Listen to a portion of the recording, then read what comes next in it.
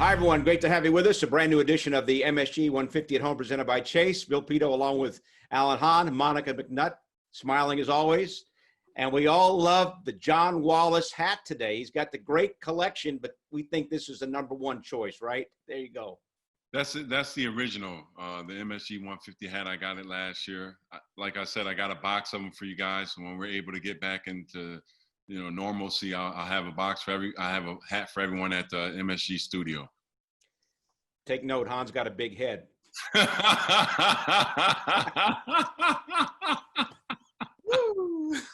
can stop right there. Show over. Oh, that was speechless. We should take advantage of this. Han can't say a word. We want to thank all of those who are working to keep us safe and healthy. And, when we talk, and we've talked a lot about the return of sports and the risks involved, and you look at what's happening in the NFL, and you can make the case that it is framed exactly with what Tom Brady says, when the only thing to fear is fear itself, and what Malcolm Jenkins says, now a CNN contributor from New Jersey, 12-year NFL veteran, plays on the Saints. He says, you know what? Football is a non-essential business. We have to weigh the risks. And, John, you look at both sides of that, that frames the whole situation for all the sports. Yeah, and it's, obviously Tom Brady has a different perspective, even with everything going on in the world, he still just wants to win another title, right? And that's his main thing. And I think Malcolm Jenkins coming from a black man with what's going on in the world, he wants to keep the focus on that. But what I want to hear from is the silent majority, because there's 60% of NFL players make the league minimum. So I want to hear from those guys.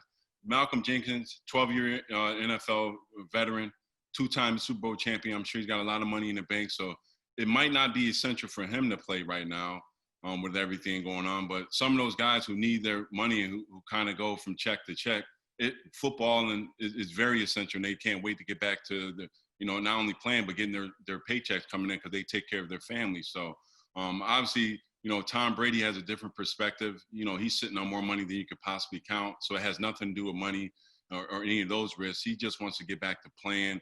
That's normal to him. He just wants to work out. He has guys down there that they're saying he's kind of breaking the rules. But to Tom Brady, he's not breaking the rules. He's just preparing himself because, like Roger Goodell stated, their football's moving full steam ahead. This whole time, football's been lucky. The Super Bowl had just ended. They haven't really been affected yet. The NBA is sitting in ennui right now, just trying to figure out what they're going to do. Wait, what was that word? In football. Ennui? Ennui. E-N-N-U-I. It's like boredom. It's like boredom. So basketball players have been sitting in boredom. Football is ready to get back to work, and Tom Brady is leading the charge by having guys come down, even illegally, going into his coach's house. He just wants to get back to playing, and I think that's the sentiment of a lot of guys, but more so for the black players. They just want to keep the focus on the movement that's at hand, what's been going on in the world, and trying to make sure that their focus doesn't get taken away from that. Go, Hahn. Well, I was waiting for Monica. I'll be honest with you, Bill. It's like, the reason why I have a big head, maybe John does too, is because we have all these vocabulary words.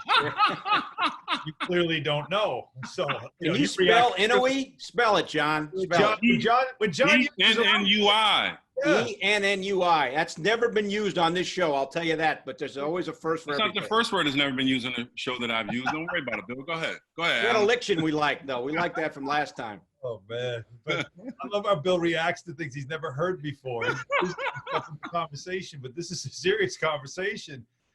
Sports may not feel like an essential business, but when you consider the economy and its impact it does have on it, it is an essential business. And for a lot of the players that are involved, it's essential to them for income, just like a lot of other people who have not been able to work. It's sort of the same thing, but not exactly, of course. But the impact on the economy is definitely there. But what I find really interesting is, John, as you mentioned, the league hasn't really been impacted that much by the pandemic. They've been able to hold their draft. They've just had to make adjustments. They've had to have virtual OTAs. It's all adjusting, but they haven't had their season or their business truly impacted until now. The Hall of Fame game has been canceled. So they're not going to have that, at Canton, like they do every year. So there's the first step. Is there going to be more?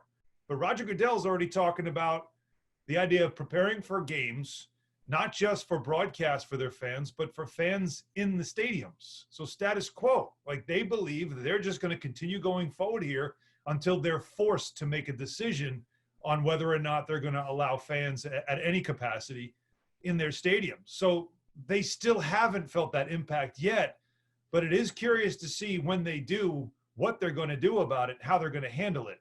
But it's still, I think, a long ways off for us to have to think about not having fans. Imagine in an 80,000 seat stadium, which will look like a really lonely game. But once again, who knows where we're going to be 2 months from now, let alone where we are going to be when training camps open just 1 month from now. I want us to do, I mean sports fans, consumers of the game, I want us to do a better job of deciding whether or not we're standing with this idea of mental health and total wellness or not. Just last week, Kevin Love picks up the Arthur Ashe Award for his beautiful op-ed in the Players Tribune where he talks about everybody's going through something. Mental health, we acknowledge it, is a part of the game of sport as well. Malcolm Jenkins, someone who we know has represented the players in terms of causes of social justice. I've been saying all along, as much as the economics of it all come into play, professional athletes are not essential. The other part that we have to remember, when you look at the way that coronavirus has affected our country, Black folks are 5 times more likely to have been affected by the disease than white folks.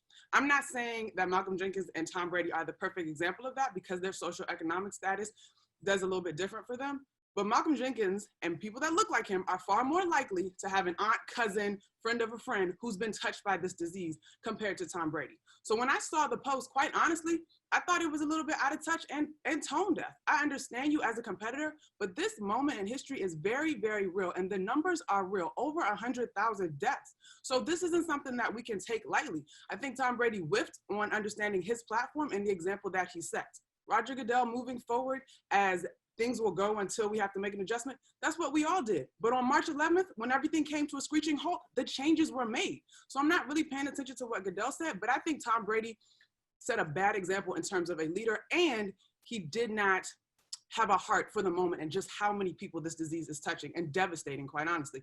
COVID has been the great equalizer.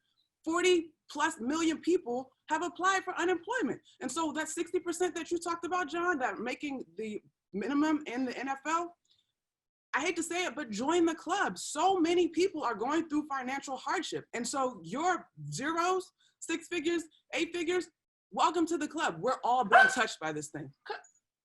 Monica, your dog loved that point. No. As always, well said. Yeah. Yeah, but the only difference there, Monica, is the NFL players have other families that heavily rely upon them.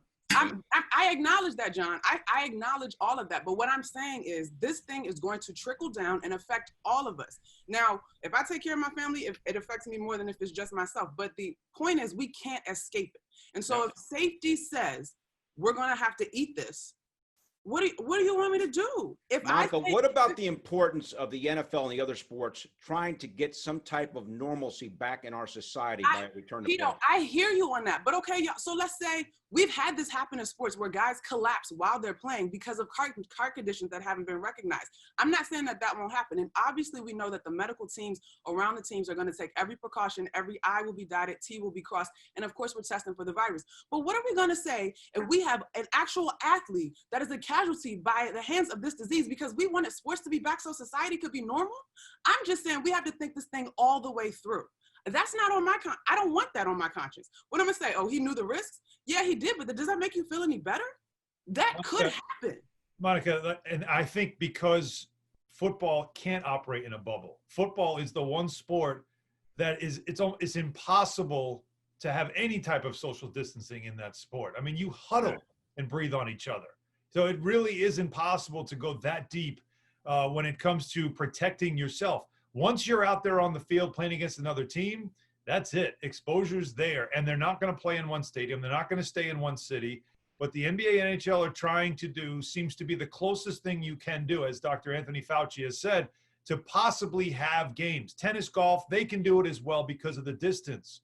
But what baseball and football are trying to do is going to be very difficult because of the travel involved, the stadiums, and especially on a football field where there's all kinds of blood, sweat, tears, everything falling on each other, just making a simple play.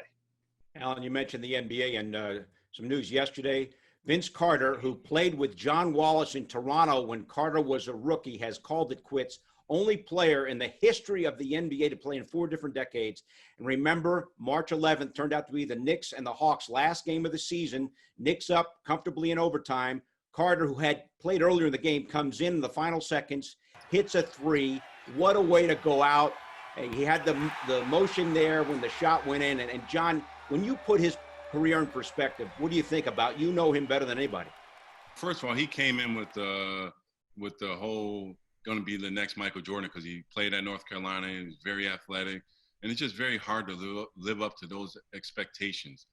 He was an 8-time All-Star, 2 or 3-time All-NBA team. And what I think he should be recognized for most is the way he was able to change his game. Like once the athleticism left his game, he was still able to be effective and turn himself to a legitimate 3-point shooter. But I want to go back to my very first practice with Vince Carter. After he got drafted, we had our training camp down in Boca Raton with, when Butch Carter was still the coach. And we're in there playing and, getting after it. And after that, after about a 2 or 3 hour workout, I called all my friends. And I said, man, this kid, Vince Carter, is the real deal. To see him come in and just take the league by storm. I mean, the dunks you guys were seeing in games, could you imagine the dunks we were seeing in practice and on us? I mean, and that was like I was telling you guys earlier, that was like the beginning of my end of my being a rotation player for Toronto, because I was basically behind Tracy McGrady and Vince Carter. So there wasn't a lot of minutes left for after those two guys. But hats off to Vince Carter. He had an incredible career. Vince, you my brother. Hopefully you're gonna enjoy yourself in retirement. 22 years, an incredibly long career. And even a better person. And shout out to you, my brother. John, how do you know when to retire? How do you know when to call it quits? When you can't play.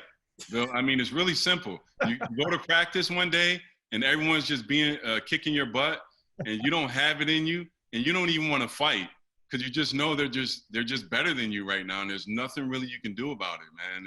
It's very humbling, but the sooner you understand it, the better off you'll be in life. He is a lock, that is for sure, for the Hall of Fame. So many issues to talk about. We've touched on a lot of those in terms of the return to play for all these sports. What about the MLS? They're going to be in a bubble in Orlando, and Red Bulls coach Chris Armas is going to join us to talk about all the issues at hand in that sport when we come back on the MSG 150 at Home, presented by Chase, right after.